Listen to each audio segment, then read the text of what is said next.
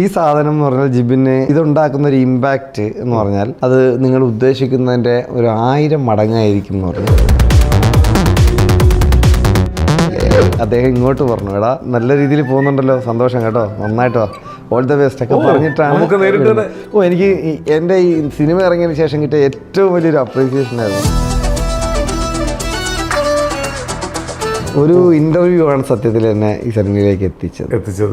Online മീഡിയയുടെ ഭയങ്കര ഒരു സപ്പോർട്ട് എനിക്കിതിൽ കിട്ടിയിട്ടുണ്ട്. സിനിമ ചെയ്യാൻ ആഗ്രഹിക്കുന്ന ഏതൊരാളല്ല, അതിപ്പോൾ അഭിനയമാവട്ടെ ഡിറക്ഷൻ ആവട്ടെ, അതിന് കൃത്യമായിട്ടൊരു ഒരു പാത്ത് ഉണ്ട്, അല്ലെങ്കിൽ ഒരു ടൈമുണ്ട്. നമ്മൾ ഇന്ന സമയത്തേക്ക് ഒരു ലിമിറ്റ് വെച്ചിട്ട് അതിനകത്ത് ആയില്ല എന്നുണ്ടെങ്കിൽ നിരാശപ്പെട്ടു പോകുന്നത് എത്രയുണ്ട് മാറരുത്. പകരം എനിക്ക് സമയമുണ്ട്, അത് കറക്റ്റ് സമയത്ത് എനിക്ക് കിട്ടും, അതിൻ്റെ വർക്ക് ചെയ്തുകൊണ്ടിരുന്നാൽ മാത്രം മതി എന്ന് പറയുന്ന എൻ്റെ പോളിസി അതാട്ടോ. എസ്പെഷ്യലി അദ്ദേഹത്തിൻ്റെ യാത്രകൾ, അദ്ദേഹത്തിൻ്റെ ലോകസഞ്ചാരം, ഈ ഒരു സാധനം ഇഷ്ടമല്ല, അദ്ദേഹത്തിന് പറയാൻ താല്പര്യമുള്ള വിഷയമാണ്. കാര്യം അദ്ദേഹത്തിന് അതിനെപ്പറ്റി നല്ല ധാരണയുണ്ട്. നല്ലൊരു ഈ പറഞ്ഞ പോലെ നന്നായിട്ട് അദ്ദേഹത്തിൻ്റെ സർക്കിളിൽ നന്നായിട്ട് സംസാരിക്കുന്ന ഒരു വ്യക്തിയാണെന്ന് എനിക്ക് തോന്നിയിട്ടുണ്ട്. അപ്പോൾ എൻ്റെ ഈ സിനിമയോടുള്ള ആക്രമണം കണ്ടിട്ടാവണം അവർ മനസ്സിലാക്കിയിട്ടുണ്ടായി, ഇവനെ കൊണ്ട് കേരള പോലീസിന് വലിയ ഉപയോഗമൊന്നും ഉണ്ടാവില്ല, ഇങ്ങനെ പോയി രക്ഷപ്പെടണമെങ്കിൽ രക്ഷപ്പെടണമെന്ന് കരുതിയിട്ടാവണം ഒരു സപ്പോർട്ട് ഉണ്ടായിരുന്നു, അവിടെയെങ്കിലും പോടേ എന്നുള്ള രീതിയിൽ.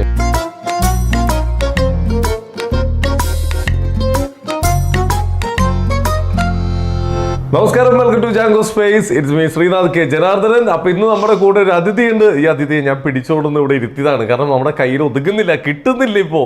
അതായത് ഈ അടുത്ത കാലത്ത് നമ്മൾ കണ്ടതിൽ വെച്ച് ഏറ്റവും ബെസ്റ്റ് എന്ന് തന്നെ പറയാം. നമ്മുടെ മനസ്സിലെല്ലാം ഇടം പിടിച്ചൊരു സിനിമ ഇപ്പോൾ പ്രണവ് മോഹൻലാലിൻ്റെ ഡേയ്സ് എറേ എന്ന് പറഞ്ഞൊരു മൂവി, ഒരു ഹൊറർ മൂവി ഇപ്പോൾ തിയേറ്ററിൽ നിറഞ്ഞു നിൽക്കുന്നുണ്ട്. ആ പടത്തിലൊരു ബെസ്റ്റ് പെർഫോമൻസ് കാഴ്ചവെച്ച് നമ്മുടെ സ്വന്തം ജിബിൻ, നമ്മുടെ സ്വന്തം ജിബേട്ടൻ, അങ്ങനെ തന്നെ വിളിക്കാം. ജിബേട്ടാ നമസ്കാരം. നമസ്കാരം. ഒരുപാട് സന്തോഷം. സത്യം, ഞാൻ ഒരു ചൂരിലെടുത്ത് വെച്ചിട്ടുണ്ടായി. ഞാൻ ഇതിനു മുമ്പ് ഒരു ഇന്റർവ്യൂവിൽ ചോദിച്ചു എങ്ങനെയാണ് ഈ പടത്തിന്റെ അപ്ഡേഷൻ. ചെറിയൊരു റോളാണ്, അതൊന്നും പറയാറായിട്ടില്ലെന്ന് പറഞ്ഞത്. ഇതായിരുന്നു നിങ്ങളുടെ ചെറിയ റോള്. എന്തായാലും ഗംഭീരമായിട്ടുണ്ട്. സന്തോഷം. ശരിക്കും ഈ പടം ഇതൊരു ഹൊറർ മൂവിയാണെന്നും നമുക്ക് ഇതിന്റെ കഥ കേൾക്കുമ്പോൾ നമുക്ക് മനസ്സിലാവുമെന്ന് എനിക്ക് തോന്നുന്നില്ല. ഇത്രത്തോളം പേടിപ്പിക്കാനുണ്ടോ? ചെറിയൊരു സബ്ജക്റ്റ് അല്ലേ? ആ കഥ കേട്ടപ്പോൾ എന്തായിരുന്നു ഫീൽ ചെയ്തത്? ബേസിക്കലി ഞാൻ ആ പടത്തിലേക്ക് ഇന്നായി, അതിന് ശേഷം ഇതിനെപ്പറ്റി ഒരു ചെറിയൊരു ഇങ്ങനെയാണൊരു മൂഡിലുള്ള പടമാണെന്ന് പറഞ്ഞു തന്നായിരുന്നു. അത് കഴിഞ്ഞിട്ട് നമുക്ക് സ്ക്രിപ്റ്റ് തന്നു, മൊത്തം വായിച്ചു തന്നു. അപ്പോൾ ഇത് വായിച്ചു കേട്ടപ്പോഴോ അല്ലെങ്കിൽ മൊത്തം ഞാൻ വായിച്ചപ്പോഴോ എനിക്കിതിൽ അങ്ങനെ ഭീകരമായിട്ടൊരു ഹൊററൊന്നും ഫീൽ ചെയ്തില്ല. പിന്നെ ഞാൻ സ്വയം സമാധാനിച്ചു, ഇതൊക്കെ ഡയറക്ടറുടെ പരിപാടിയാണല്ലോ, ഇതിലെവിടെയൊക്കെയാണ് ഹൈ എവിടെയൊക്കെയാണ് ലോ എന്നൊക്കെ ഉള്ളത് പുള്ളിക്കറിയാലോ, പുള്ളി അതിനനുസരിച്ച് ചെയ്യുമായിരിക്കും. അങ്ങനെ തന്നെയാണ് ഞാൻ ധരിച്ചതും. പിന്നെ ഈ പറഞ്ഞതുപോലെ വന്നു, ചെയ്തു, ഇതെല്ലാം കഴിഞ്ഞു. ഞാൻ ഡബ് ചെയ്തപ്പോൾ മാത്രമാണ് ഞാൻ എന്താണ് ചെയ്തത് എന്നുള്ളത് ചിലപ്പോഴെങ്കിലും ഞാൻ ചെയ്തത് എന്താണെന്നുള്ള കാണാൻ പറ്റില്ല. അപ്പോഴും നമുക്കതിൽ മ്യൂസിക് ഇല്ല, ഒന്നുമില്ല, കളർ ചെയ്തിട്ടില്ല, അങ്ങനെ ഒന്നുമില്ല. അപ്പോൾ പ്ലെയിൻ ആയിട്ടുള്ളൊരു സംഭവം കൊണ്ട് കാണിച്ചു. ഓക്കെ, ദൈവമേ, എനിക്കാകെ ടെൻഷനായി. ഇത് ഇപ്പം ചേട്ടാ, ഇത് നാട്ടുകാരിനിപ്പോൾ ഇതെങ്ങനെ എനിക്ക്, അതോ അമ്മാതിരി ഹിറ്റ് വലിയ നല്ല കിടലം പടെടുത്തിരിക്കുന്ന ഒരു ഡയറക്ടർ. അപ്പോൾ പുള്ളി ഇപ്പോൾ നല്ലൊരു വേഷമൊക്കെ എനിക്ക് തന്നു. അപ്പോൾ തന്നിട്ട് ഇപ്പോൾ നാട്ടുകാരെല്ലാം കൂടെ അദ്ദേഹത്തിനൊരു മോശം പേരുണ്ടാക്കുക എന്ന രീതിയിലേക്ക് മാറുമോ? എന്നാലും പിന്നെ ഞാൻ സ്വയം സമാധാനിച്ചു. പുള്ളി ഓക്കെ പറഞ്ഞതാണല്ലോ ഞാൻ ചെയ്തപ്പോഴൊക്കെ. അപ്പോൾ ഇത് നല്ല രസമായിരിക്കും, ഇത് നല്ലതാണ്, ചെയ്ത പല ടേക്കുകളിലും ഇത് ഉഗ്രനായിട്ടുണ്ട്, ഭയങ്കര ഫീലുണ്ട് എന്നൊക്കെ പറഞ്ഞിട്ട് ഒരിക്കലും നമ്മൾ ചെയ്യുന്ന നമുക്കൊരിക്കലും തൃപ്തി ഉണ്ടാക്കില്ലല്ലോ. നമ്മൾ കണ്ടു കഴിഞ്ഞാൽ കുറച്ചുകൂടെ എന്ന് നമ്മൾ ചിന്തിക്കില്ലേ. അപ്പോൾ അങ്ങനെയാണ് എനിക്ക് അന്ന് ഫീൽ ചെയ്തത്. ഇത് കഴിഞ്ഞിട്ട് ഈ പെയ്ഡ് പ്രിവ്യൂ നടക്കുമ്പോൾ മാത്രമാണ് ഞാൻ ഈ സിനിമ ആദ്യമായിട്ട് കാണുന്നത്. അപ്പോഴാണ് എനിക്ക് മനസ്സിലായത് ഇങ്ങനെയൊക്കെ ആയിരുന്നു. വിത്ത് ക്രിസ്റ്റോയുടെ മ്യൂസിക്കും പിന്നെ ബാക്കി ഡിപ്പാർട്ട്മെൻറ്റിലെ എല്ലാവരുടെയും ഒരു എന്താ പറയുക, ഒരു വൻ പരിപാടിയാണല്ലോ ചെയ്തു വെച്ചേക്കണെന്നുള്ളത്. എനിക്ക് ബേസിക്കലി സിനിമ കണ്ടപ്പോൾ എനിക്ക് സമാധാനമാണായത്. മീൻസ് എനിക്ക് അതുവരെ ഇല്ലാതിരുന്നത് ഈ പറഞ്ഞൊരു സമാധാനക്കേടായിരുന്നു. അതെ, എങ്ങനെയാവും, നേരത്തെ ഉണ്ടായിരുന്നില്ലേ, ഇതിപ്പോൾ നാട്ടുകാർ ഇപ്പോൾ ഇദ്ദേഹത്തിനൊരു ഞാനായിട്ടൊരു പേര് ദോഷം ഉണ്ടാക്കി കൊടുക്കുമോ എന്നൊക്കെയുള്ള ടെൻഷൻ ഉണ്ടായിരുന്നല്ലോ. അതെല്ലാം അത് മാറിക്കിട്ടി. കാര്യം ഔട്ട് കണ്ടപ്പോഴത്തേക്ക് എനിക്ക് ഭയങ്കര സമാധാനമായി. അപ്പോഴും ഇന്നിപ്പോൾ ഈ പറഞ്ഞതുപോലെ ഈ കിട്ടുന്നൊരു അപ്രീസിയേഷൻ ഉണ്ട്. എല്ലാവരും വിളിക്കുന്നു, എല്ലാവരും എനിക്ക് മെസ്സേജ് ചെയ്യുന്നു. പലയിടത്തുനിന്നും നമുക്ക് പരിചയമില്ലാത്ത ആൾക്കാരെല്ലാം നമ്മൾ വിളിച്ചുകൊണ്ടേയിരിക്കുന്നു. സിനിമയിലുള്ള പല ആൾക്കാരും വിളിച്ചു. ഇങ്ങനെയൊക്കെ വന്നപ്പോഴത്തേക്ക് ചേടാ ഞാനല്ല ഇതെന്താ ഇങ്ങനെ ഒരു അല്ല ഇന്ന് ഇപ്പോൾ കുറച്ച് നേരം മുമ്പ് എൻ്റെ കൂട്ടുകാരുടെ ഗ്രൂപ്പിൽ ചോദിച്ചപ്പോഴത്തേക്കും എങ്ങനെയുണ്ട് നമ്മൾ അന്ന് പറഞ്ഞില്ലേ രാഹുലിൻ്റെ പടമാണ് ഇത് വേറൊരു സംഭവമായിരിക്കും എന്നൊക്കെ പറഞ്ഞ് ഇപ്പം മനസ്സിലായോ. അപ്പം ഞാൻ പറഞ്ഞു എനിക്ക് ഈ നിമിഷം വരെ എനിക്കത് റിയലൈസ് ചെയ്തിട്ടില്ല ഇതെന്താണ് സംഭവിക്കുന്നത് എന്നതിനെ പറ്റി എനിക്കൊരു തിരിച്ചറിവ് എനിക്ക് ഈ നിമിഷം വരെ ഇല്ല. പക്ഷേ ഇത് ഞാൻ അത് ജീവിതത്തിൽ ആദ്യമായിട്ട് സംഭവിക്കുന്ന ഒരു ഇൻസിഡൻ്റ് ആയതുകൊണ്ട് തന്നെ ഞാനത് മാക്സിമം അതങ്ങ് ആസ്വദിക്കുന്നുണ്ട്. ഇത്രയും പടങ്ങൾ ചെയ്തിട്ടുണ്ട്, ഇപ്പം ഈ കഴിഞ്ഞ പടങ്ങളിലെല്ലാം ചെയ്തിട്ട് ഇപ്പം ഈ സിനിമ പുറത്തിറങ്ങിയപ്പോൾ ഉണ്ടായിരുന്ന ഒരു എന്തായാലും പറയുക സന്തോഷമാണോ അല്ലെങ്കിൽ ഒരു സമാധാനം ഇത്തിരി മുമ്പ് പറഞ്ഞ പോലെ തന്നെ ഈ ആൾക്കാരുടെ അപ്രിസിയേഷൻ എല്ലാം കിട്ടുമ്പോൾ ഇപ്പം അനുഭവിച്ചുകൊണ്ടിരിക്കുന്നത് എന്താണ്? ഞാൻ പറഞ്ഞില്ലേ ഇപ്പം ശ്രീനാഥ് തന്നെ എന്നോട് പറഞ്ഞില്ലേ ഈ പടം കണ്ട ഉടനെ ശ്രീനാഥ് എന്നെ വിളിച്ചു, തിയേറ്ററിൽ നിന്നോട് വിളിച്ചിട്ട് പറഞ്ഞു ചേട്ടാ ഇതെന്താണ് കാണിച്ചു വെച്ചേക്കുന്നതെന്നാണ്. അപ്പോഴും ഞാൻ എന്താണ് ഇതെന്താ ഇങ്ങനെ ഒരു ഭയങ്കര ഇത് കേൾക്കുമ്പോൾ എനിക്ക് ഭയങ്കര കോൺഫിഡൻ്റ് ആയി ഞാൻ.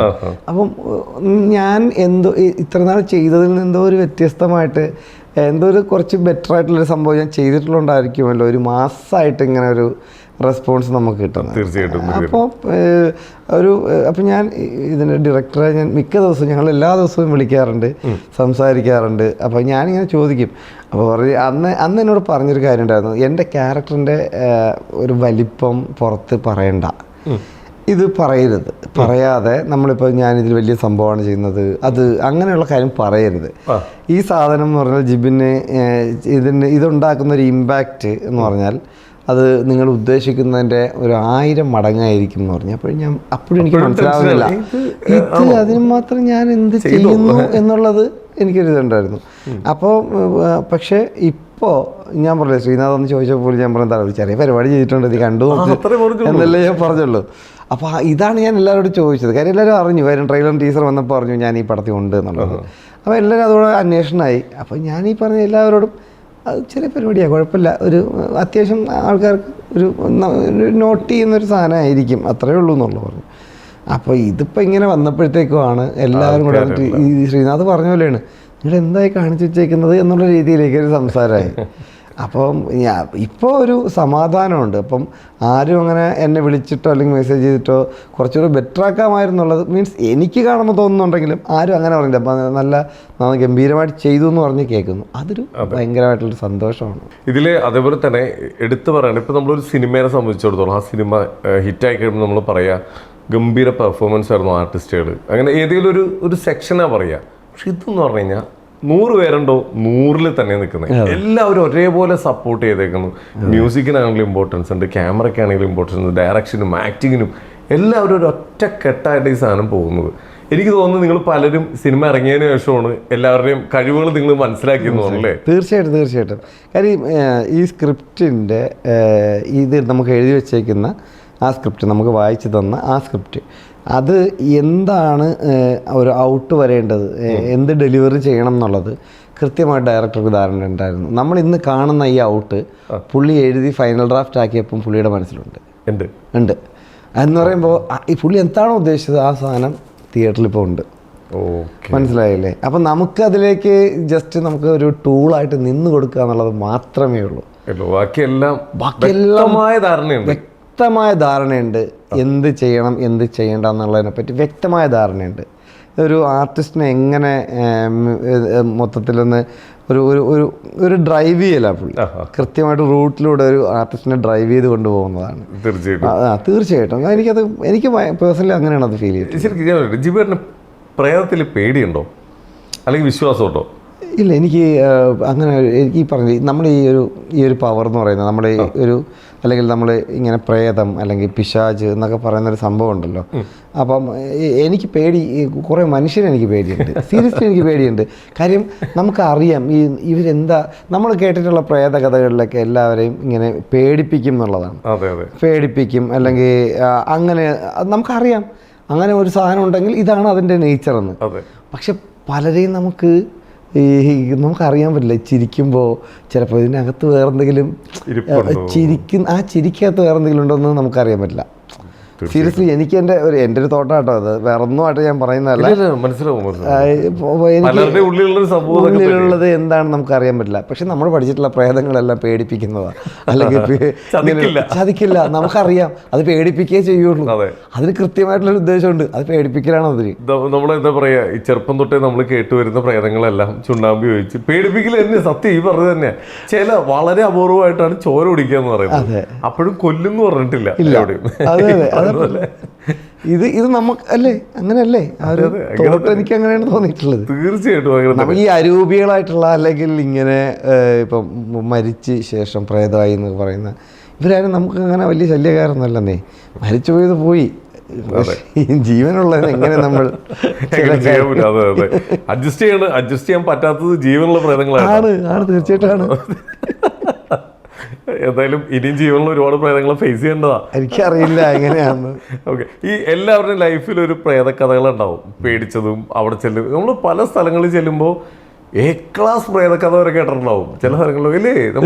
കൂട്ടുകാരുടെ ഇടയിലാണെങ്കിലും വീട്ടുകാരുടെ ഇടയിലാണെങ്കിലും അങ്ങോട്ടേക്ക് നോക്കണ്ട, അവിടെ നോക്കിയ കണ്ണ് പറ്റിയ അത് കൂടെ പോരുന്നൊക്കെ പറഞ്ഞിട്ട് അങ്ങനെ രസകരമായിട്ടുള്ള സംഭവങ്ങൾ എന്തെങ്കിലും ലൈഫിൽ ഉണ്ടായിട്ടുണ്ടോ? അല്ല, അങ്ങനെയല്ല. നമ്മൾ ഈ ചെറിയ കാലഘട്ടത്തിൽ നമ്മൾ എന്തുകൊണ്ടാണ് പ്രേതങ്ങളെ പേടിക്കുന്നത്? നമുക്ക് ചെറിയ പ്രായം മുതൽ നമ്മളിങ്ങനെ പറഞ്ഞ് പഠിപ്പിക്കുന്നതുകൊണ്ടല്ലേ.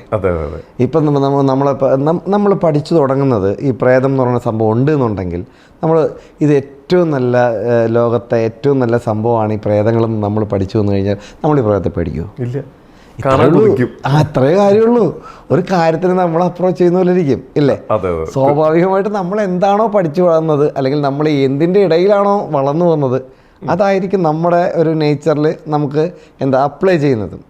തീർച്ചയായിട്ടും ഇപ്പം പോലെ അത് പ്രേതമുള്ള വഴിയാണ്, അല്ലെങ്കിൽ പിശാചുള്ള വഴിയാണ് എന്ന് പ്രേതമുള്ളത് എന്ന് പറയുന്നതിന് പകരം ധൈര്യമായിട്ട് പോയി കേട്ടോ, അവിടെ കമ്പനിക്ക് പ്രേതമുണ്ട് കേട്ടോ എന്ന് പറയുന്നത്. അതെ, നമുക്ക് ഭാഗ്യമുണ്ടെങ്കിൽ പ്രേതത്തെ കാണാൻ കേട്ടോ എന്ന് നമ്മൾ ചെറുതിലേ പഠിച്ചു വന്നുള്ള അവസ്ഥ ആലോചിച്ച് നോക്ക്. ഈ പ്രേതങ്ങൾ എത്ര നല്ല മനുഷ്യർ അല്ലെ, എത്ര നല്ല സംഭവമായിട്ട് മാറും. തീർച്ചയായിട്ടും അല്ലേ. ജിബിയോട് പറഞ്ഞപ്പോഴൊരു കാര്യം, നമ്മൾ ഈ വാൽപ്പാറ കാട്ടിലേക്ക് കയറുമ്പോൾ ഏറ്റവും വയലന്റ് ആയിട്ട് നിൽക്കുന്ന അവിടുത്തെ എലിഫന്റ്സ് ആണ്, ആനകളാണ്. അതെ, നമ്മളോട് ആൾക്കാർ പറയാ ഭാഗ്യമുണ്ടെങ്കിൽ നിങ്ങൾക്ക് ആനെ കാണാൻ പറ്റും അല്ലേ. നമ്മള് എക്സൈറ്റ്മെന്റ് ഒരു ആനയെ കണ്ടെങ്കിൽ ആനപ്പെണ്ണും കിടക്കണ്ട, ആനയെ കണ്ടില്ലോ.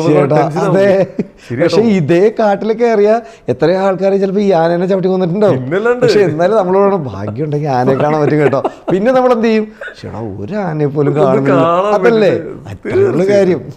നമ്മളെ പഠിപ്പിക്കുന്നത് ചെറുപ്പം മുതലേ ഫീഡ് ചെയ്യുന്നത് അങ്ങനെ തന്നെ വരും. കഴിച്ചു പടം തൊട്ട് കിട്ടാൻ തുടങ്ങിയത്. അതെ, ചെറിയ പോലീസിനെ വിളിക്കും, കഴിച്ചില്ലെങ്കിൽ പോലീസിന്.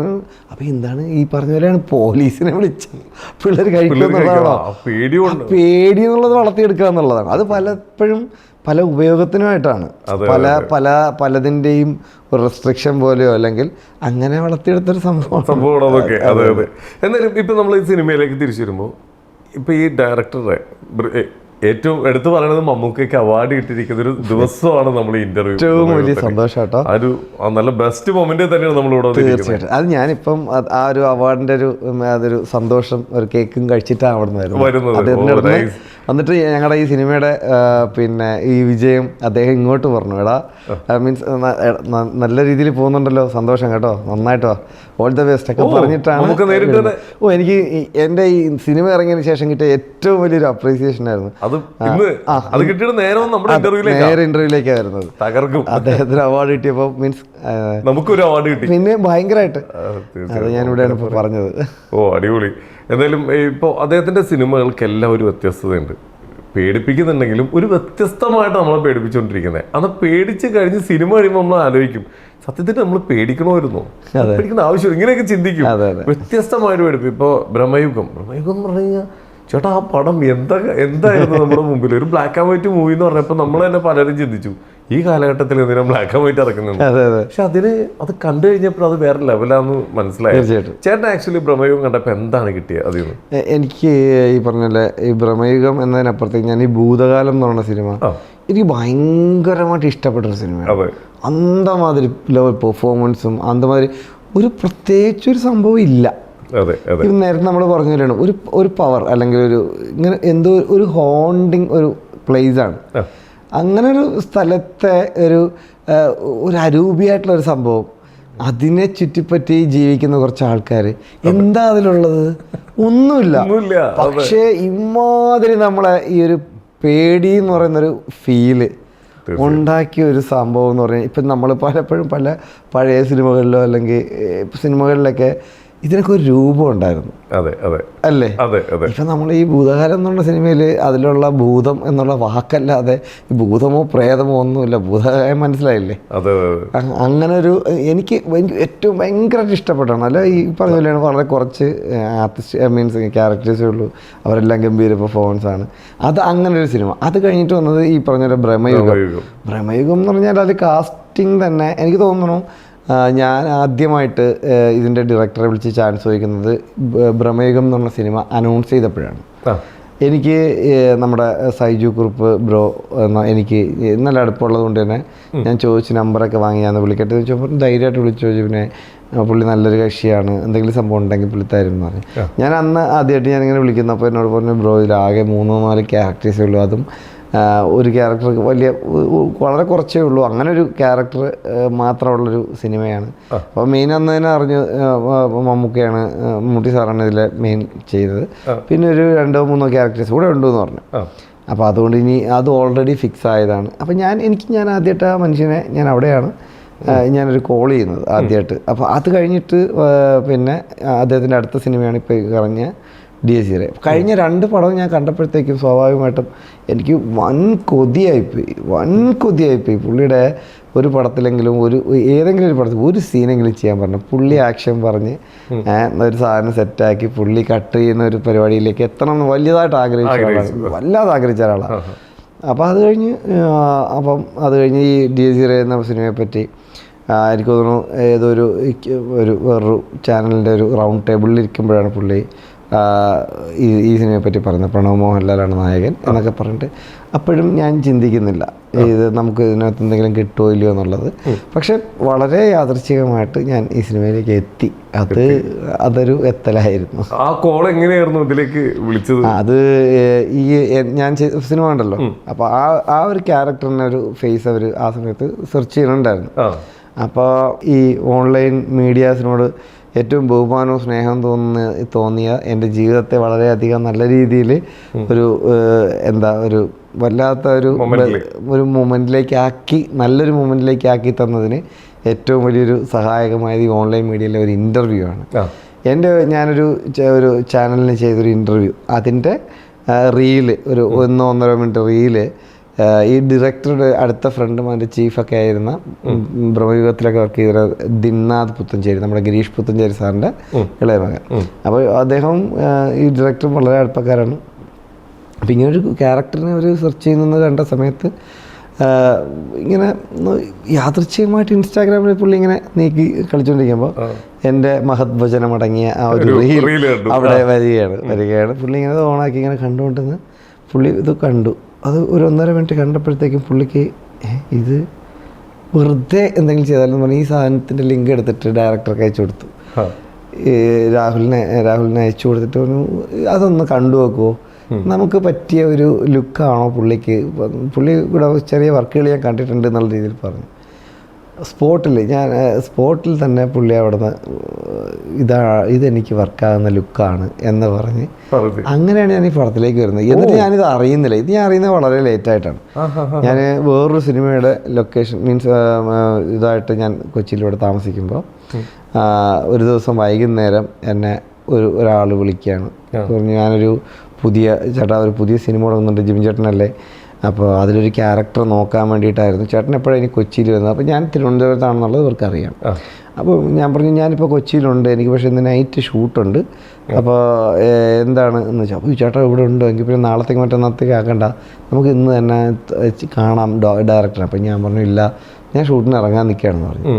ചേട്ടാ എന്തെങ്കിലും സൗകര്യം ഉണ്ടോ എന്ന് ചോദിക്കുന്നു. അപ്പോൾ ഞാൻ എന്ത് ചെയ്തു, ഞാൻ ചെയ്യുന്ന ആ സിനിമയുടെ കൺട്രോളറെ വിളിച്ചിട്ട് ചോദിച്ചു ചേട്ടാ ഇങ്ങനെ അവരെ വണ്ടി വന്ന് എൻ്റെ റൂമിൻ്റെ താഴെ കിടപ്പുണ്ട് ഹോട്ടലിൽ വെയിറ്റിങ്ങിലാണ്. അപ്പോൾ ഞാൻ പറഞ്ഞു ചേട്ടാ ഇങ്ങനെ ഒരു ഡയറക്ടർ വിളിച്ചിട്ടുണ്ട്, ആരാണെന്നറിയില്ല, ആരാണെന്ന് പറഞ്ഞൊന്നുമില്ല, അപ്പോൾ ജസ്റ്റ് ഇന്നൊന്ന് കാണാൻ പറ്റുമെന്ന് ചോദിച്ചിട്ടുണ്ട്.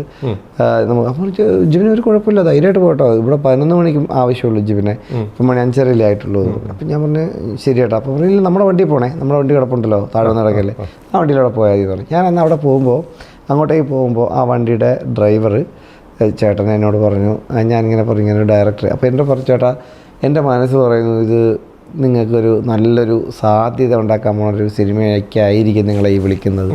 ഞാൻ പറഞ്ഞ് അല്ല, നമ്മൾ ജസ്റ്റ് ഒന്ന് കാണാൻ വേണ്ടിയിട്ട് എന്നുള്ളതിലാണ് പറഞ്ഞു. അപ്പോൾ പറഞ്ഞു ഇല്ല ചേട്ടാ എൻ്റെ മനസ്സ് പറയുന്നു എന്ന് പറഞ്ഞു. ആ പുള്ളി എന്നെ മെനഞ്ഞാന്ന് പടം കണ്ടിട്ട് എന്നെ വിളിച്ചിട്ട് പറഞ്ഞു ചേട്ടാ ഇത് ഞാനൊന്ന് കൊണ്ടുപോയ പടമല്ല, ഞാനൊന്ന് പറഞ്ഞില്ലായിരുന്നോ ചേട്ടൻ ഒരു നല്ല വേഷത്തിനായിരിക്കും ഇത് വിളിക്കുന്നതെന്നുള്ളത്. അതൊക്കെ നമുക്ക് ഭയങ്കര നമുക്ക് ഫീൽ ചെയ്യുന്ന കാര്യങ്ങളാണ്. അതാണ് ചെല്ലുമ്പോൾ ഇവരാരും എനിക്കറിയില്ല. അപ്പോൾ എൻ്റെ ഇരിക്കാൻ പറഞ്ഞിട്ട് പിന്നെ ഡയറക്ടർ അകത്ത് ഫോണിലാണ് ഇപ്പോൾ വരുന്നു. ഞാനിങ്ങനെ ഇരിക്കുന്നു, കുറച്ച് കഴിയുമ്പോഴത്തേക്ക് ഇവരെല്ലാം ഇങ്ങനെ ബാക്കിലോട്ട് എൻ്റെ പുറത്തോട്ടൊക്കെ പറഞ്ഞു ദേ വന്നു സംസാരിച്ചത്. അപ്പോൾ ഞാനെന്ത് ചെയ്തു, ഇങ്ങനെ തിരിഞ്ഞു നോക്കുമ്പം രാഹുൽ സദാശിവൻ, ഈ പുള്ളിക്ക് ഞാൻ എന്തോരം മെസ്സേജ് അയച്ചിട്ടുണ്ട്, കളങ്കാവലിൻ്റെ സെറ്റിൽ വന്നപ്പോൾ ഞാൻ പുള്ളിയോട് ചാൻസ് ചോദിച്ചാണല്ലോ. അപ്പോൾ ഞാൻ പറഞ്ഞു അയ്യോ ബ്രോ നമസ്കാരം കേട്ടോ എന്നൊക്കെ പറഞ്ഞിട്ട് ഞാനിങ്ങനെ പുള്ളിയോട് സംസാരിച്ചു. അപ്പം പുള്ളി നോക്കുമ്പോൾ ഇത് വർഷങ്ങളായിട്ട് പരിചയമുള്ള ഒരാളെ പോലെ ഞാൻ സംസാരിക്കും. കാര്യം ഞാനല്ലേ അങ്ങോട്ട് തന്നെ മെസ്സേജ് അയക്കുന്നത്, പുള്ളിയല്ലല്ലോ. എനിക്ക് ആ നല്ല പരിചയമാണല്ലോ, അതുകൊണ്ട് തന്നെ പുള്ളിക്ക് ആരെല്ലാം മെസ്സേജ് അയക്കുന്നു. അപ്പോൾ ഞാനിങ്ങനെ ഞാൻ പറഞ്ഞു കളങ്കാവലിൽ ഞാനുണ്ട്, പക്ഷേ ഞാനിങ്ങനെ അന്ന് വന്നപ്പോഴും ഞാൻ സംസാരിച്ചിരുന്നു എന്നൊക്കെ പറഞ്ഞു. അപ്പോൾ പറഞ്ഞു അയ്യോ ബ്രോ സോറി ഞാൻ ഓർക്കുന്നില്ല കേട്ടോ, കളങ്കാവലുണ്ടല്ലേ എന്ന്. ഞാൻ പറഞ്ഞു എത്ര ഒരു 15 മിനിറ്റ് ഞാൻ സംസാരിച്ചായിരുന്നു, ഒരു ഓർക്കില്ലല്ലേ? ഇല്ല ബ്രോ എന്ന് പറഞ്ഞു. ഞാൻ പറഞ്ഞു ഓക്കെ. ഇത് എന്നിട്ട് ഒരു 10-15 മിനിറ്റ് പുള്ളിയോട് ഞാൻ സംസാരിച്ചു. പോകാൻ നേരത്തെ പുള്ളി എന്നോട് ചോദിച്ചു ഇത് അത് ക്ലീൻ ഷേവാണ് ഈ സിനിമ, ആ സിനിമയ്ക്ക് വേണ്ടിയിട്ട്. അപ്പോൾ അത് കഴിഞ്ഞ് കുറച്ച് കഴിഞ്ഞപ്പം കുറച്ച് താടി വളർത്തുന്ന കുഴപ്പമുണ്ടോ? ഞാൻ പറഞ്ഞില്ല, നമുക്കെന്ത് വളർത്താം, ആകെയുള്ള താടിയാ, മുടിയോ ഇല്ല എന്നുള്ളൊരു സെറ്റപ്പാണല്ലോ. മീൻസ് ഇപ്പം എന്നോട് പറയണം ഇപ്പം എന്താ മുടി കംപ്ലീറ്റ് കട്ട് ചെയ്യാൻ പറഞ്ഞാൽ ഞാൻ വെട്ടും, കുഴപ്പമില്ല. പക്ഷേ എനിക്ക് ആത്മാർത്ഥയോടെ പറയാൻ പറ്റും താടി ഒക്കെ വളർത്താം, എനിക്ക് മനസ്സിലായില്ല, ഒരു സെറ്റപ്പാണ്. ഞാൻ പറഞ്ഞു വളർത്താം കുഴപ്പമില്ല. എന്നിട്ട് ഇതെല്ലാം പറഞ്ഞു ഒരു 2-3 മാസത്തേക്ക് വേറെ പടം പിടിക്കണ്ട. പക്ഷേ ഞാൻ എന്നിട്ട് പറഞ്ഞു എനിക്ക് ഉറപ്പില്ല ഇത് ചെയ്യാൻ പറ്റുമെന്നുള്ള കാര്യത്തിൽ എനിക്ക് ഉറപ്പൊന്നുമില്ല, കാര്യം പ്രൊഡക്ഷൻ്റെയും കൂടെ സമ്മതം വേണമെന്നൊക്കെ പറഞ്ഞാൽ ഞാൻ ഈ പടത്തിലേക്ക് വന്നു. പിന്നെ കുറേ ദിവസം കഴിഞ്ഞിട്ട് പുള്ളി 2-3 മീറ്റിംഗ് കഴിഞ്ഞതിന് ശേഷം ഒരു ദിവസം രാത്രി എന്നെ വിളിച്ചിട്ട് പറഞ്ഞു നമ്മൾ പടത്തിൽ ഇന്നാണ്, നമുക്ക് ഉടനെ തന്നെ ബാക്കി കാര്യങ്ങളൊക്കെ ചെയ്യാം, കാണാം, കഥ പറയാം എന്ന് പറഞ്ഞ് ഇങ്ങനെയാണ് ഞാൻ ഈ പടത്തിലേക്ക് വരുന്നത്. ഓക്കെ ഒരു ഇൻ്റർവ്യൂ ആണ് സത്യത്തിൽ എന്നെ ഈ സിനിമയിലേക്ക് എത്തിച്ചത്. ഓൺലൈൻ മീഡിയയുടെ ഭയങ്കര ഒരു സപ്പോർട്ട് എനിക്ക് ഇതിൽ കിട്ടിയിട്ടുണ്ട്. തീർച്ചയായും അടിപൊളി. ഇനിയും ഇതുപോലെ ഒരുപാട് ഇന്റർവ്യൂസ് ഇനി വരുമ്പോൾ ആൾക്കാരൊക്കെ എത്തിക്കൊണ്ടിരിക്കുക. ഇനിയിപ്പോൾ ഇന്റർവ്യൂവിന്റെ ആവശ്യമില്ല, ഇനിയിപ്പോൾ സിനിമയെ കുറിച്ച് തന്നെ രജിസ്റ്റർ ആയി ക്യാരക്ടർ. ശരിക്കും ഈ പടത്തിൽ ശ്രദ്ധിച്ചു നോക്കി കഴിഞ്ഞാൽ കുറേ ഹിഡൻ സാധനങ്ങൾ വെച്ചിട്ടുണ്ട്, പഴയ കാലമായിട്ടൊക്കെ പഴയ വേറെ യൂണിവേഴ്സായിട്ടൊക്കെ കണക്ട് ചെയ്യുന്ന രീതിയിൽ. അതെന്തായാലും ആൾക്കാർ കാണുമ്പോൾ എന്തായാലും മനസ്സിലാവും. പല എന്താ പറയുക മുൻകാല ചെയ്തേക്കുന്ന പല സംഭവങ്ങളായിട്ടൊരു കണക്ഷൻ വന്നിട്ടുണ്ട്. അത് പെട്ടെന്ന് ആൾക്കാർക്ക് മനസ്സിലാവില്ല, അതൊരു ഭയങ്കര രസമായിട്ടാണ് ചെയ്തേക്കുന്നത്. അതേപോലെ അതാണ് ഈ ഡയറക്ടർ ബ്രില്യൻസ് എന്ന് പറയുന്നത്. പലരും അതിപ്പോൾ ഇങ്ങനെ കമൻറ്റിലൊക്കെ റിവീൽ ചെയ്യുന്നുണ്ട്. ഏറ്റവും സന്തോഷമായി എന്നറിയാമോ, ഇപ്പോൾ ഈ കുറച്ച് കാലങ്ങളായിട്ട് കണ്ടുകൊണ്ടിരിക്കുന്നതാണ് തിയേറ്ററിൽ ഒരു ഹൊറർ മൂവി വരുമ്പോൾ പേടിച്ചിട്ടായിരിക്കും പ്രേതം വരാറാകുമ്പോൾ പല പല കൂവലുകൾ, പട്ടിയുടെ ശബ്ദം, ഇതൊക്കെ ഇങ്ങനെ ഒരു എൻ്റർടൈൻമെൻറ്റ് ഉണ്ടാക്കാൻ ശ്രമിക്കാറുണ്ട്. ഇപ്രാവശ്യം അങ്ങനെ ശ്രമിക്കുമ്പോൾ ആൾക്കാർ വയലൻ്റ് ആകാൻ തുടങ്ങി. സത്യം നല്ല വയലൻ്റ് ആയി മിണ്ടായിരിക്കടാ, നിനക്ക് കൊച്ചിങ്ങനെ പുറത്ത് വെച്ചിട്ട്, കാരണം അത്രയും സീരിയസ് ആയിട്ട് എടുത്തു സിനിമേനെ. അത് ഫീൽ ചെയ്തായിരുന്നു. കറക്റ്റ്, നന്നായിട്ട്. മീൻസ് പണ്ടുണ്ടായിരുന്ന അത്രയും പ്രശ്നം ഇപ്പോൾ ഇല്ല കേട്ടോ. ഇല്ല, ഞാൻ ഒരു 2-3 സ്ഥലങ്ങളിൽ ഞാൻ സിനിമ പല തവണയായിട്ട് കണ്ടിരുന്നു. അപ്പോൾ പലയിടത്തും അല്ല, ഞാൻ പോയ ഒരിടത്തും ഈ ഒരു വിഷയം വന്നിട്ടില്ല. ഒരു ആവശ്യമില്ലാത്ത കൗണ്ടറുകൾ കടിച്ച് തമാശ ഉണ്ടാക്കുക. അപ്പോൾ എല്ലാവരും നിശബ്ദമായിരിക്കുമ്പോൾ ഒരുത്തൻ ഇങ്ങനെ പറയുമ്പം ഒരു അറ്റൻഷൻ അങ്ങോട്ടേക്ക് പോകും. ആ ഒരു അറ്റൻഷൻ ഉണ്ടാക്കിയെടുത്ത് പിന്നെ അതിൻ്റെ റിയാക്ഷൻ അപ്പുറത്ത് കൊടുത്ത് ഇങ്ങനെയൊക്കെയാണ് അലമ്പാകുന്നത്. പക്ഷേ ഇപ്പോൾ കുറേ കൂടെ ഞാൻ പറഞ്ഞില്ലേ, കുറേ ഈ ഒറിജിനലായിട്ടുള്ള അല്ലെങ്കിൽ റിയൽ ഹൊറർ പരിപാടികളൊക്കെ വരുമ്പോഴത്തേക്ക് ആൾക്കാർ അത് ആ ഒരു ഫീലിംഗ് ആസ്വദിക്കാൻ പഠിച്ചിട്ടുണ്ട്. തീർച്ചയായിട്ടും ആ ഫീലായിട്ട് തന്നെ കിട്ടണം, എന്നാൽ മാത്രമേ അതിൻ്റെ ഒരു നമുക്ക് ആ സിനിമ കിട്ടുള്ളൂ. കാണണം, അതെ. അപ്പോൾ അത് നല്ലൊരു മാറ്റമാണ്. ഇപ്പോഴും പ്രശ്നങ്ങളുള്ള സ്ഥലങ്ങളുണ്ടില്ല എന്നല്ല കേട്ടോ, പക്ഷെ നല്ല രീതിയിൽ ആൾക്കാർ മാറിയിട്ടുണ്ടെന്നുള്ളത് ഭയങ്കര റിയാക്ട് ചെയ്ത് തുടങ്ങി. വീഡിയോ ഒക്കെ ഇടുന്നുണ്ട്, കമന്റ് ഇടുന്നുണ്ട് ആൾക്കാർ, ഇങ്ങനെ അനാവശ്യമായിട്ടുള്ള ഒച്ചപ്പാട് ദൈവത്ത് ചെയ്യില്ല എന്നൊക്കെ പറഞ്ഞു. നല്ല മാറ്റങ്ങൾ വന്നുകൊണ്ടിരിക്കുകയാണ് എല്ലാം. ചേട്ടാ ജിബേട്ട ഇപ്പം നമ്മൾ ജിബേട്ട ഒന്ന് ജസ്റ്റ് ഒന്ന് ബാക്കോട്ടൊന്നും കൂടി പോവുകയാണ് നമ്മൾ വൈൻഡപ്പിന് മുമ്പായിട്ട്. കാരണം ഈ ഒരു യാത്ര ഒന്ന് ആളുകളിലേക്ക് എനിക്കത് സന്തോഷത്തോടു കൂടി പറയാൻ വേണ്ടിയിട്ടാണ്. ഇപ്പോൾ 40-45ഓളം സിനിമകളിൽ ജൂനിയർ ആർട്ടിസ്റ്റായിട്ട് വർക്ക് ചെയ്ത് ഒരു കാലഘട്ടം ഉണ്ടായിരുന്നു. അവിടെ നിന്ന് നമ്മൾ അന്ന് ആദ്യം ചെയ്യുന്ന ഒരു പടത്തിൽ തൊട്ട് നമ്മൾ കാണുന്നൊരു സ്വപ്നമാണ് ഇന്ന് ഇവിടെ നിൽക്കുന്ന ജിബേട്ടൻ. അത് അതിനൊരു സമയം എടുത്തു എന്നുള്ളതാണ് ഏറ്റവും വലിയൊരു കാര്യം. പക്ഷേ എല്ലാത്തിനും ഒരു സമയമുണ്ട്. അപ്പോൾ ഈ ഒരു യാത്രയെ കുറിച്ച് എന്താ പറയാനുള്ളത്? അല്ല, അതൊരു യാത്ര എന്നുള്ളതല്ല. നമ്മൾ ഏതൊരു സിനിമാക്കാരന് സിനിമ ചെയ്യാൻ ആഗ്രഹിക്കുന്ന ഏതൊരാളല്ല, അതിപ്പോൾ അഭിനയമാവട്ടെ ഡിറക്ഷനാവട്ടെ, അതിന് കൃത്യമായിട്ടൊരു ഒരു ഒരു പാത്തുണ്ട്, അല്ലെങ്കിൽ ഒരു ടൈമുണ്ട്. ആ ഒരു ടൈമിലേക്ക് എത്തുക എന്നുള്ളതേ ഉള്ളൂ. പക്ഷെ ആ ടൈമിൻ്റെ ലിമിറ്റ് വയ്ക്കുന്നത് നമ്മളാവരുത്. നമ്മൾ ഇന്ന സമയത്തേക്ക് ഒരു ലിമിറ്റ് വെച്ചിട്ട് അതിനകത്ത് ആയില്ല എന്നുണ്ടെങ്കിൽ നിരാശപ്പെട്ടു പോകുന്നത് എത്രയുണ്ട് മാറരുത്. പകരം എനിക്ക് സമയമുണ്ട്, അത് കറക്റ്റ് സമയത്തിന് കിട്ടും, അതിൻ്റെ വർക്ക് ചെയ്തുകൊണ്ടിരുന്നാൽ മാത്രം മതി എന്ന് പറയുന്ന എൻ്റെ പോളിസി അതാണ് കേട്ടോ. വേറൊരാളത് ചെയ്യണം എന്നല്ല ഞാൻ പറയുന്നത്.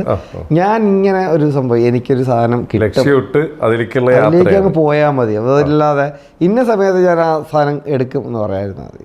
ഞാൻ അതാണ് മെയിനായിട്ട് കണ്ടിട്ടുള്ളത്. തീർച്ചയായിട്ടും. ഈ ശരിക്കും ഇപ്പോൾ ആദ്യ കാലഘട്ടത്തിൽ നമ്മുടെ അന്ന് ഉണ്ടായിരുന്ന കഥകളിൽ ഒരെണ്ണമാണ് നമ്മുടെ ഇൻ്റർവ്യൂവിൽ ഭയങ്കര വൈറലായി പോയത്. അപ്പോൾ ആ ഇൻ്റർവ്യൂ ഇറങ്ങിയതിനു ശേഷം ഒരുപാട് പേര് ഈ ചേട്ടൻ അന്ന് തൊട്ടുണ്ടായിരുന്നതാണോ അതൊക്കെ പറഞ്ഞിട്ട് ഇങ്ങനെ മെസ്സേജ് ഇടുന്നുണ്ട്. അപ്പോൾ ഇതിൽ ഒരു പോയിന്റിൽ ഓക്കെ നമുക്ക് കാലൊന്ന് ഉറപ്പിച്ച് വെക്കാൻ വേണ്ടിയിട്ട് നമുക്കൊരു ചാൻസ് തന്നത്, അല്ലെങ്കിൽ ആ ഒരു മൊമെൻ്റ് ഏതായിരുന്നു മലയാള ഇൻഡസ്ട്രിയിലൊന്ന്? എനിക്ക് തോന്നുന്നു ഏറ്റവും ആദ്യമായിട്ട് തന്നെ വലിയൊരു വേഷം തന്ന് എന്നെ വിശ്വസിച്ചത് സുനിൽ ഇബ്രാഹിം സാറാണ്. വൈ എന്ന് പറയുന്നത് നമ്മുടെ. അപ്പോൾ അതെനിക്ക് ഒരിക്കലും മറക്കാൻ പറ്റാത്തൊരു മൊമെൻ്റാണ്. കാര്യം ഒരു ഡയറക്ടറിനെ വിശ്വസിക്കുന്നു എന്നുള്ളതാണ്. ഇപ്പോൾ നമ്മുടെ DSR ആണെങ്കിൽ പോലും അത് ഒരു ഡയറക്ടറിനെ വിശ്വസിച്ചു എന്നുള്ളതാണ് ഇന്നിപ്പോൾ എനിക്ക് കിട്ടുന്ന ഈ കയ്യടികൾ അത്രയും. കാര്യം അദ്ദേഹം വിശ്വസിച്ചു എന്ന് എനിക്ക് മനസ്സിലാകുമ്പോൾ എൻ്റെ കോൺഫിഡൻസ് കൂടും. ഞാൻ എത്ര നന്നായിട്ട് വേണം ചെയ്യാനായിട്ട് വില്ലിങ് ആവും എന്നുള്ളതാണ്. ഞാൻ ഇത്രയും പറഞ്ഞപ്പോൾ രസകരമായ സംഭവം കൂടെ പറഞ്ഞുതരാം. ഇപ്പോൾ ഇത് കഴിഞ്ഞ 2 ദിവസമായിട്ട് ഞാൻ ട്രിവാൻഡ്രത്ത് പോയിട്ട് ഈ പടങ്ങളൊക്കെ, ഒന്നാമത് ആക്ടേഴ്സ് ആരും ഇല്ല, വളരെ കുറച്ചല്ലേ ഉള്ളൂ. പടങ്ങൾ നടക്കുന്ന തിയേറ്ററിൽ ഷോർട്ട് ടൈമൊക്കെ നോക്കിയിട്ട് അതനുസരിച്ചിട്ട് ആൾക്കാരുടെ ഒരു പൾസ് അറിയണമല്ലോ എന്ന് പറഞ്ഞ് ഞാൻ പോയി. അതൊരു വളരെ സത്യസന്ധമായൊരു കാര്യമാണ്. അപ്പോൾ ഇങ്ങനെ പോയിട്ട് ഒരു 5 മിനിറ്റിന് മുമ്പ് ഞാനകത്ത് കയറി ഇവരുടെ ഈ എക്സിറ്റിൻ്റെ സൈഡിൽ ഞാനിങ്ങനെ നിൽക്കുകയാണ്. അപ്പോൾ ഇത് സിനിമ തീർന്നു, ഇങ്ങനെ പേരെഴുതി കാണിക്കുന്നു. അത് കഴിഞ്ഞിട്ടാണ് ലൈറ്റ് വരുന്നത്. ലൈറ്റ് വന്ന് ഞാൻ നോക്കുമ്പോഴത്തേക്കും ഒരു ചേച്ചി ഇങ്ങനെ എല്ലാം താർന്ന പോലെ ഇങ്ങനെ കിടക്കുക, സൈഡിലത്തെ സീറ്റിൽ ഇങ്ങനെ കിടക്കുക. മീൻസ് എന്തോ ഒരു വലിയ ഒരു ഭാരം ഇങ്ങനെ കഴിഞ്ഞിട്ട്, മീൻസ് ഒരു രക്ഷപ്പെട്ടൊരു മൂഡിൽ ഇങ്ങനെ കിടന്നിട്ട് ലൈറ്റ് വന്ന് ചേച്ചി സൈഡിലോട്ട് നോക്കിയപ്പോൾ നിൽക്കുന്ന ഞാനാ. ഒരൊറ്റ വിളിയായിരുന്നു.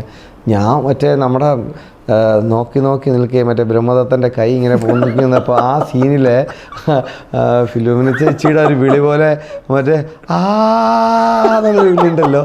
ഈ സാധനം സത്യം പറഞ്ഞാൽ ആൾക്കാരിങ്ങനെ ഇങ്ങനെ എണീറ്റ് വരുന്ന സമയത്താണ് ഒരു ചേച്ചി ഒന്നാമത് ഈ ഹൊററും കണ്ടിട്ട് പെട്ടെന്ന് ഞാൻ ഈ താടിയൊക്കെ വളർത്തിട്ട് ഇങ്ങനെ നോക്കിക്കൊണ്ടിരുന്നപ്പോൾ സെയിം ബ്രഹ്മദത്തൻ്റെ കൈകൾ ഇങ്ങനെ സെയിം ഒരു വിളി ഇങ്ങനെ. പക്ഷെ പെട്ടെന്ന് തന്നെ ചേച്ചിയുടെ ഹസ്ബൻഡ് റിയലൈസ് ചെയ്തു അയാളല്ലേ ഇയാളെന്നുള്ള ഇതിൽ ഇറങ്ങി നിന്നോലെ ഞാനിവിടെ നിൽക്കാം. ഞാനങ്ങ് പാനിക്കായി പോയി. ദൈവമേ ഇത് പണിയാവോ, ചേച്ചിയുടെ ബോധം പോയോ കംപ്ലീറ്റ് പോയി. പിന്നെ ചേച്ചി ഒറ്റ സെക്കൻഡിൽ അത് മനസ്സിലാക്കിയിട്ട് അയ്യോ നല്ലതായിരുന്നു കേട്ടോ. പെട്ടെന്ന് എനിക്ക് അങ്ങോട്ട് ഈ ഒരു സാധനം ഉണ്ടല്ലോ മോനെ, അയ്യോ. പിന്നെ അങ്ങോട്ട് ഭയങ്കര റെസ്പോൺസ് ആയിരുന്നു. ആൾക്കാരെല്ലാം വന്നിട്ട് നല്ലതായിരുന്നു കേട്ടോ, ഗംഭീര സിനിമ, ഗംഭീരമായിട്ട് ചെയ്തിട്ടുണ്ട് എല്ലാവരും എന്നൊക്കെ പറഞ്ഞ് അപ്രീസിയേഷൻ കിട്ടാൻ പോയതാണ്. ഞാൻ അപ്രീസിയേഷൻ വാങ്ങിക്കാൻ പറ്റി മിക്കവാറും ജയിലിലായി പോയെന്നെ. ചേച്ചി അങ്ങ് കറങ്ങിയാൽ വീടെടുത്തെങ്കിൽ വല്ലാത്തൊരവസ്ഥയായിപ്പോയി. ഹൊറർ എന്നെ പേടിപ്പിച്ചത് ഈ സിസ്റ്റത്തിലൂടെയാണ്. ഈ സിനിമ എന്നെ പേടിപ്പിച്ചത് ഈ ഒരു ഇൻസിഡന്റിൽ. ഇമാതിരി പരിപാടിക്ക് പോകുമ്പോഴത്തേക്കേ സിനിമ ഇതാണെന്നുണ്ടെങ്കിൽ നമ്മളൊന്ന് എന്തെങ്കിലുമൊക്കെ ഒരു മുൻകരുതൽ എടുക്കുന്നതല്ല. ഓക്കെ ചേട്ടാ, ഇപ്പൊ നമ്മള് ഒരു കാര്യം കൂടി ഞാൻ ബാക്കോട്ട് പോകുന്നത്, എനിക്ക് അങ്ങനത്തെ സപ്പോർട്ടുകൾ കുറച്ച് അറിയാൻ വേണ്ടിയിട്ടാണ്. ചേട്ടൻ്റെ ലൈഫിൽ ആരാണ് ആ ഒരു ബാക്ക് ബോൺ, അല്ലെങ്കിൽ ഒരു കോൺഫിഡൻസ് തന്നത്, അല്ലെങ്കിൽ ഇപ്പോഴും കൂടെ ഉള്ളത്, അങ്ങനെ ആരെങ്കിലും ഒക്കെ ഉണ്ടെങ്കിൽ? അങ്ങനെ ചോദിക്കുകയാണെന്നുണ്ടെങ്കിൽ എൻ്റെ അച്ഛൻ, അമ്മ.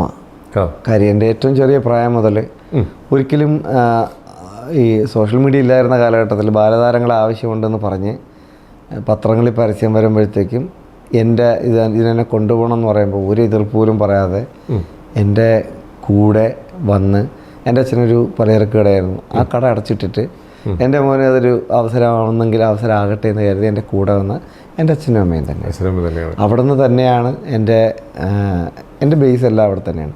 ഒരു കാര്യത്തിന് ഒരാഗ്രഹത്തിനും ഒരിക്കൽ പോലും എതിർപ്പ് പറയാതിരുന്ന എൻ്റെ അച്ഛനും അമ്മയും തന്നെയാണ് എൻ്റെ ബാക്ക് ബോൺ എന്ന് പറയുന്നത്. ഇപ്പോൾ എൻ്റെ ഫാമിലി നല്ല രീതിയിൽ എന്നെ സപ്പോർട്ട് ചെയ്യുന്നുണ്ട്. എൻ്റെ കൂട്ടുകാർ, ഞാൻ ഇത്ര നാൾ ജോലി ചെയ്തിരുന്ന എൻ്റെ ഡിപ്പാർട്ട്മെൻറ്റ്, എൻ്റെ സിനിമയിലുള്ള സുഹൃത്തുക്കൾ, എല്ലാവരോടും എനിക്ക് പറഞ്ഞാൽ തീരാത്ത നന്ദിയുണ്ട്. നന്ദി മാത്രമല്ല, അതൊരു കടപ്പാടെന്നോ നന്ദിയെന്നോ അല്ലെങ്കിൽ അങ്ങനെയൊന്നും എനിക്ക് പറയാറില്ല. പക്ഷെ എല്ലാവരുടെയും ഒരു സപ്പോർട്ട് എനിക്കുണ്ട് എന്നുള്ളതാണ് കാര്യം. ഞാനെന്നുള്ള വ്യക്തി എന്താഗ്രഹിക്കുന്നു, ഞാൻ എവിടെ എത്താൻ ആഗ്രഹിക്കുന്നു എന്നുള്ള എൻ്റെ ചിന്തകൾ അല്ലെങ്കിൽ എൻ്റെ പ്രവൃത്തികൾ സത്യമാണ് എന്ന്, അല്ലെങ്കിൽ അതിലൊരു കള്ളത്തരമൊന്നുമില്ല, അത് അയാൾ അത്ര ആത്മാർത്ഥമായിട്ട് ആണ് നിൽക്കുന്നത് എന്ന് മനസ്സിലാക്കിക്കൊണ്ട് എൻ്റെ ചുറ്റുപാട് എല്ലാവരും എന്നെ സഹായിച്ചിട്ടുണ്ട്. ഒരുപാട് പേരുടെ നല്ല കൈകൾ നമ്മുടെ പുറകിലുണ്ട്. തീർച്ചയായിട്ടും തുടക്കം അച്ഛൻ്റെ അമ്മയുടെ കയ്യിൽ നിന്ന് തന്നെയാണ്. ശരിക്കും ഈ പറഞ്ഞ അന്നത്തെ കാലം എന്നൊക്കെ പറഞ്ഞു കഴിഞ്ഞാൽ അന്നത്തെ ഭക്ഷണവും സാധനങ്ങളും എല്ലാം നമുക്ക് ഈ കടയിൽ നിന്ന് കിട്ടുന്നത്. അപ്പോൾ ഈ ഇത്രയും ദൂരെയൊക്കെ കൊണ്ടുപോയിട്ട് ചാൻസ് കിട്ടാതെ വരുമ്പോൾ ഉണ്ടാവുന്ന ഒരു വിഷമം അച്ഛനൊക്കെ അത് നന്നായിട്ട് ബാധിക്കാറില്ല. അവർക്ക് തന്നെ ബാധിക്കുന്നതിനപ്പുറത്തേക്ക് ആദ്യമായിട്ട് പോയ ഓഡിഷൻ എനിക്ക് കിട്ടി എന്നുള്ളതാണ്. എനിക്ക് ആദ്യമായിട്ട് എന്നെ കൊണ്ടുപോകുമ്പോൾ ഏകദേശം 600 പുറത്ത് പിള്ളേർ കേരളത്തിൻ്റെ അങ്ങോളം ഇങ്ങോളം വന്നിട്ടുണ്ട്. ട്രിവാൻഡ്രത്തിനായിരുന്നു. അപ്പോൾ അത് കിട്ടി. അതൊരു വല്ലാത്തൊരു കഥയാണ് എന്ന് പറയുന്നൊരവസ്ഥയാണ്. അത് കിട്ടി. അന്നൊരു വലിയൊരു ഡയറക്ടർ, നമ്മുടെ മലയാളത്തിൽ തന്നെ ഏറ്റവും വലിയൊരു ഡയറക്ടറായിരുന്നു പുള്ളി. അദ്ദേഹം ഇന്നില്ല. അപ്പം അദ്ദേഹത്തിൻ്റെ പടത്തിലേക്ക് വേണ്ടിയിട്ടായിരുന്നു 2 കുട്ടികളാണ് വരുന്നത്. അവരായിരുന്നു ഏറ്റവും ആ പടത്തിൻ്റെ ലീഡ് 2 പിള്ളേരാണ്. അപ്പോൾ അതിനൊരു ലീവ് എടുക്കണമെന്ന് പറഞ്ഞിരുന്നു. അപ്പോൾ എൻ്റെ അച്ഛൻ ഇതെല്ലാം കണ്ടുകൊണ്ടിരിക്കുകയാണ്. കാര്യം ഞാൻ സ്കൂളിൽ നാടകത്തിലൊക്കെ ചെയ്തിട്ടുള്ള സംഭവങ്ങളൊക്കെ ചെയ്ത് കാണിച്ചു, അവർ പറഞ്ഞ സംഭവങ്ങൾ കാണിച്ചു. അപ്പോൾ അവർക്ക് ഭയങ്കര വർക്കായി. അതിൻ്റെ പ്രൊഡക്ഷൻ ടീം അച്ഛൻ പറഞ്ഞു, ഒരു 30 ദിവസത്തെ ലീവ് എന്തായാലും എടുക്കണം, ഞങ്ങൾ ഉടനെ തന്നെ ഡേറ്റ് അറിയിക്കാമെന്ന് പറയുന്നു. പക്ഷേ അത് ഇങ്ങനെ പറഞ്ഞ് നീണ്ടു പോയതല്ലാതെ നടന്നില്ല.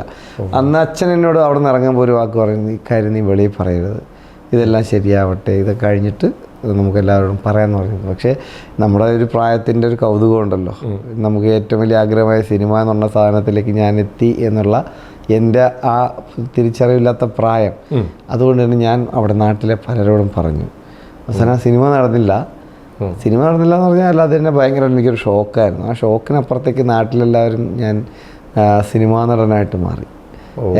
ഞാനൊരു സിനിമാ നടൻ എന്നുള്ള ഒരു വിളിപ്പേരിലേക്ക് ഞാൻ വന്നു. അതൊരു നാട്ടുമ്പുറമാണ്. അതൊരു തെറ്റോ കാര്യമായിട്ടല്ല ഞാൻ പറയുന്നത്.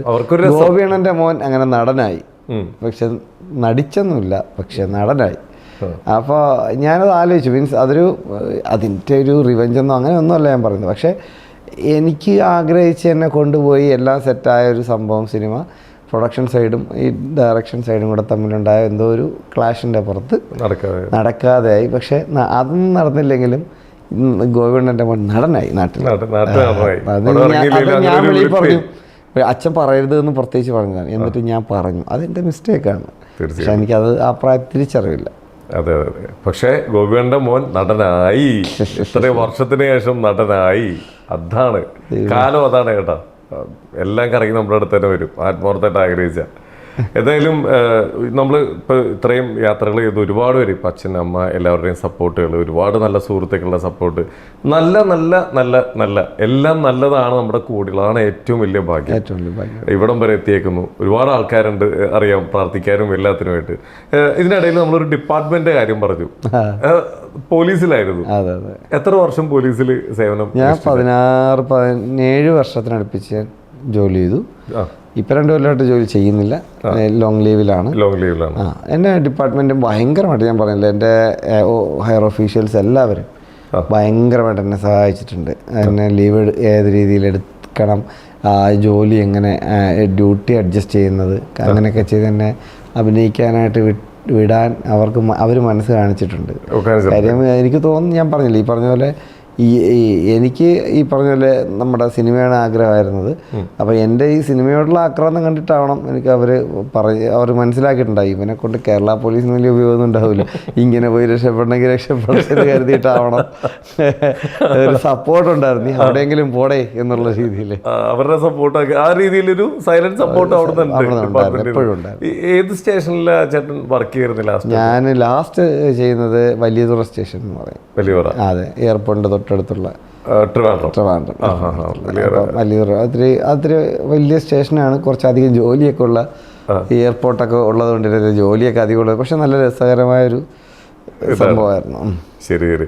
ഈ നമുക്ക് ഈ ഡ്യൂട്ടിയിലുള്ള ടൈമിൽ ഇപ്പം നമ്മൾ എന്തെങ്കിലും ഓൺ ഡ്യൂട്ടിയിൽ നിൽക്കുന്ന ടൈമിൽ ഈ പറയുന്ന പോലെ കാണണം എന്ന് ആഗ്രഹിച്ച ഡയറക്ടേഴ്സോ അങ്ങനെ ആരെങ്കിലും ഒക്കെ കണ്ടു? അയ്യോ, ഞാനൊരിക്കൽ കൺട്രോൾ റൂമിൽ ജോലി ചെയ്യുന്ന സമയത്ത് രാത്രി ഒരു 1:30 മണി സമയത്ത് ഇങ്ങനെ നമുക്ക് ഈ മറ്റേ ഈ ബാറ്റണൊക്കെ വെച്ചിട്ടാണ് നിൽക്കുന്നത്, ലൈറ്റ് ഒക്കെ. അപ്പം അങ്ങനെ നിൽക്കുമ്പോൾ ഒരു 1:30-1:45 സമയത്ത് നോക്കുമ്പോൾ ബേസിൽ ജോസഫ് വിളിക്കുകയാണ്. ഞാൻ വിചാരിച്ചു ദൈവമേ നൈറ്റ്, നാളെ രാവിലെ എന്തെങ്കിലും എമർജൻസി ആയിട്ട് എത്താമെങ്കിൽ നല്ല വേഷം വന്നിട്ടുണ്ടാവും, അതുകൊണ്ട് വിളിക്കണമായിരിക്കും എന്ന് പറഞ്ഞ് ഞാൻ എടുത്തു. അപ്പം ബേസിലൈനോട് വന്ന് എന്താണ് പോലീസുകാരൻ നടു റോഡിൽ സാധാരണ പാവങ്ങളെയൊന്നും ഇവിടെ ജീവിക്കാൻ സമ്മതിക്കില്ലേ? ഞാൻ പറഞ്ഞേ നിങ്ങളിവിടെ അടുത്തെങ്കിലും ഉണ്ടോ? അപ്പോൾ പറഞ്ഞ് ഞാനിതൊരു പാസ് ചെയ്ത് പോയാൽ ഞാൻ കണ്ട് നിങ്ങളവിടെ നിൽക്കണത്, പിന്നെ ഞാൻ കണ്ട് അപ്പോൾ ഞാൻ ഇപ്പോൾ പട്ടയത്തെത്തി എന്ന് പറഞ്ഞു. ഞാൻ പറഞ്ഞു പറ്റില്ല, തിരിച്ചു പോകാമെന്ന് പറഞ്ഞ് ഞാൻ വിളിച്ച ഉടനെ തന്നെ പാവം പുള്ളി ഒരു രാത്രി 2 മണി അടുപ്പിച്ചായി തിരിച്ചു വന്നു. ഒരു 15 മിനിറ്റ് അടുത്ത് കാര്യമൊക്കെ പറഞ്ഞിട്ടൊക്കെ നിന്ന് ഇങ്ങനെയൊക്കെ അതൊരു സംഭവമാണ് എനിക്ക്. പിന്നെ അതുപോലെ ഒത്തിരി സിനിമാക്കാരുടേതായിട്ടുള്ള കാര്യങ്ങൾ എന്തായാലും റോഡിൽ സംഭവിക്കും വെറുതെ, പിന്നെ ഉറപ്പായിട്ട്. ഈ അത്യാവശ്യ ഘട്ടങ്ങളിൽ വിളിയും വരാറുണ്ടോ ഹെൽപ്പ് ചെയ്യാൻ വേണ്ടി? ഇഷ്ടംപോലെ. നമ്മുടെ കയ്യിൽ നിൽക്കാത്തതാണെന്നാണ് തോന്നണമെന്നുണ്ടെങ്കിൽ നിങ്ങൾ വിളിക്കുന്ന സബ്സ്ക്രൈബർ ഇപ്പോൾ പരിധിക്ക് പുറത്താണ്, അല്ല വേറെ മാർഗമില്ല, നമ്മുടെ കയ്യിൽ നിൽക്കൂലെങ്കിലേ. അപ്പൊ ഇതെല്ലാം ഇതിന് പുറകിലുണ്ട് ശരിക്കും.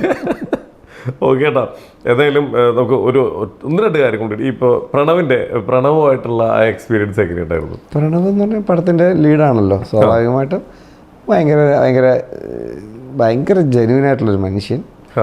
പിന്നെന്താണ്, പുള്ളിക്ക് നമ്മളാരെ എന്ത് എന്നുള്ളതിനപ്പുറത്തേക്ക് പുള്ളിക്ക് നമ്മളെന്താണോ അതാണ് അയാൾ അല്ലാതെ അയാൾക്കൊരു സ്പെഷ്യാലിറ്റി വേണ്ട. അയാൾ എന്തായാലും അയാൾക്ക് സെറ്റിൽ ഒരു സ്പെഷ്യാലിറ്റി കൊടുക്കണ്ട എന്നുള്ള ആറ്റിറ്റ്യൂഡുള്ള ഒരു മനുഷ്യൻ. അദ്ദേഹത്തിൻ്റെ ആറ്റിറ്റ്യൂഡ് അദ്ദേഹത്തിന് അങ്ങനെ ഒരു എന്താണ് ഒരു ക്ലാസ് വേർതിരിവൊന്നുമില്ല. പുള്ളിക്ക് നമ്മുടെ കൂടെ തന്നെ ഇത്രയും ദിവസം ഷൂട്ടുണ്ടായിരുന്നതിൽ അത്രയും ദിവസം ഞങ്ങൾ അത്രയും വളരെ പെട്ടെന്ന് സിങ്കായി ജെല്ലായൊരു മനുഷ്യനാണ്. ഭയങ്കര നന്നായിട്ട് തന്നെ അദ്ദേഹം നമുക്കത് അതൊരു ഓൺ സ്ക്രീൻ കെമിസ്ട്രി അത് ഷൂട്ട് തുടങ്ങി 2ാമത്തെ ദിവസമൊക്കെ ആയപ്പോൾ തന്നെ ഞങ്ങൾ അങ്ങ് സിങ്കായി, ഭയങ്കരമായിട്ട് സിങ്കായി. സംസാരവും എല്ലാം ഭയങ്കര ഫ്രീ ആയിട്ട്, എസ്പെഷ്യലി അദ്ദേഹത്തിൻ്റെ യാത്രകൾ, അദ്ദേഹത്തിൻ്റെ ലോകസഞ്ചാരം, ഈ ഒരു സാധനം ഇഷ്ടമല്ല. അദ്ദേഹത്തിന് പറയാൻ താല്പര്യമുള്ള വിഷയമാണ്. കാര്യം അദ്ദേഹത്തിന് അതിനെപ്പറ്റി നല്ല ധാരണയുണ്ട്. നല്ലൊരു ഈ പറഞ്ഞ പോലെ നന്നായിട്ട് അദ്ദേഹത്തിൻ്റെ സർക്കിളിൽ നന്നായിട്ട് സംസാരിക്കുന്ന ഒരു വ്യക്തിയാണെന്ന് എനിക്ക് തോന്നിയിട്ടുണ്ട്. അപ്പോൾ ആ ഒരു നമ്മൾ അദ്ദേഹത്തിന് അത്രയും വർക്ക് ആവണം, എന്നാൽ അവരോട് അത്രയും നല്ല കമ്പനി ആയിരിക്കും. കണക്ട് ആയി കഴിഞ്ഞ് പിന്നെ ഭയങ്കര നല്ലതാണ്. എപ്പോഴും പടം ഇറങ്ങിയതിനു ശേഷമുള്ള കോണ്ടാക്റ്റുകൾ പിന്നെ തീർച്ചയായിട്ടും ഞങ്ങൾ പ്രിവ്യൂ ഒരുമിച്ചുണ്ടായിരുന്നു. എല്ലാം കൊണ്ടും നല്ല അച്ഛനെ കുറിച്ച് സംസാരങ്ങൾ വരാറുണ്ടായിരുന്നു. അല്ല, പുള്ളി അതൊന്നും അങ്ങനെ താല്പര്യപ്പെടുന്നില്ല എന്നുള്ളത് എനിക്ക് തോന്നിയിട്ടുണ്ട്. പുള്ളിയുടേതായിട്ടുള്ള ലോകമാണ്. ഭയങ്കര നല്ല രീതിയിൽ അതിനെപ്പറ്റി സംസാരിക്കുകയും ചെയ്യും. ഒരു ക്വാളിറ്റി ഉള്ള ഒരു മനുഷ്യൻ. പലരും പരിചയപ്പെട്ട പലരും പറഞ്ഞിട്ടുള്ള എങ്ങനെയാണ് ഒരു ഭാഗ്യം കൂടെ എനിക്ക് ഉണ്ടായിട്ടുണ്ട്. എൻ്റെ അടുത്ത സിനിമ, ഞാൻ ചെയ്യുന്ന അടുത്ത സിനിമ പ്രണവിൻ്റെ സിസ്റ്ററിൻ്റെ കൂടെയാണ്. അപ്പോൾ ഈ വർഷം അതെ ഒരു വർഷം തന്നെ സഹോദരനോടും സഹോദരിയോടൊപ്പം അതിലെ ലാൽ സാർ ഉണ്ടെന്ന് കേൾക്കുമെന്ന് എനിക്കറിയില്ല. അങ്ങനെയാണെന്നുണ്ടെങ്കിൽ ആ ഒരു ഫാമിലിയിലെ എല്ലാവരുമായിട്ട് ഈ ഒറ്റ വർഷം അഭിനയിച്ചത് ചിലപ്പോൾ ഞാൻ മാത്രമാവാൻ സാധ്യത. അടിപൊളി റെക്കോർഡ്. അതെ, എനിക്കറിയില്ല, എന്തായാലും നല്ലതായിട്ട് ജൂഡ് ആൻ്റണി സാറ് ഡയറക്റ്റ് ചെയ്യുന്ന തുടക്കം എന്ന സിനിമയിൽ അത് എന്താണ് ആശീർവാദ് പ്രൊഡക്ഷൻ പൂജയും എന്തായാലും എല്ലാം നന്നാവട്ടെ ജിവേട്ടാ. ഭയങ്കര സന്തോഷമുണ്ട്. എന്തായാലും ഇപ്പൊ ഈ സിനിമയെ കുറിച്ച് ഇപ്പോ ലേറ്റ് നൈറ്റ് ആയി ജിവേട്ടന്റെ ശബ്ദമൊക്കെ പോയി തുടങ്ങി എനിക്ക് മനസ്സിലാവുന്നുണ്ട്. അതുകൊണ്ട് പക്ഷെ നമുക്ക് അറിയാൻ ആഗ്രഹമുള്ളതുകൊണ്ട് ഇത്രയും ഞാൻ ചോദിച്ചു. അപ്പൊ എന്തായാലും ഓരോ സ്റ്റെപ്പും മുന്നോട്ട് തന്നെയാണ്, മുകളിലേക്കാണ്. കാലമെല്ലാം കൂടെ ഉണ്ട്, എല്ലാ രീതിയിലുള്ള സപ്പോർട്ടും ഉണ്ട്. അന്ന് തൊട്ട് ആ ഒരു എന്താ പറയുക, ഒരുപാട് സിനിമയിൽ ജൂനിയർ ആർട്ടിസ്റ്റായിട്ട് പോയ കാലം കണ്ട സ്വപ്നം നടന്നുകൊണ്ടിരിക്കുകയാണ്. എനിക്ക് തോന്നുന്നു ജിവേട്ട അന്ന് കണ്ട സ്വപ്നത്തിന്റെ മുകളിലേക്ക് എത്തിയെന്ന് തോന്നുന്നുണ്ട്. അങ്ങനെയൊന്നുമില്ല, ഇനിയുണ്ട്, ഇനി യാത്രകൾ ഒരുപാട് കിടക്കുന്നുണ്ട്. എന്തായാലും ഒരുപാട് ഉയരങ്ങളിലേക്ക് എത്തട്ടെ. നമ്മുടെ എല്ലാവരുടെയും സപ്പോർട്ട് ഉണ്ടാവും. നല്ലൊരു കലാകാരൻ, നല്ലൊരു മനുഷ്യൻ. എന്തായാലും നിങ്ങൾ ഒരുപാട് ഉയരങ്ങളിലേക്ക് എത്തും. ഞങ്ങളുടെ എല്ലാവരും സപ്പോർട്ട് ഉണ്ടാവും. Thank you so much.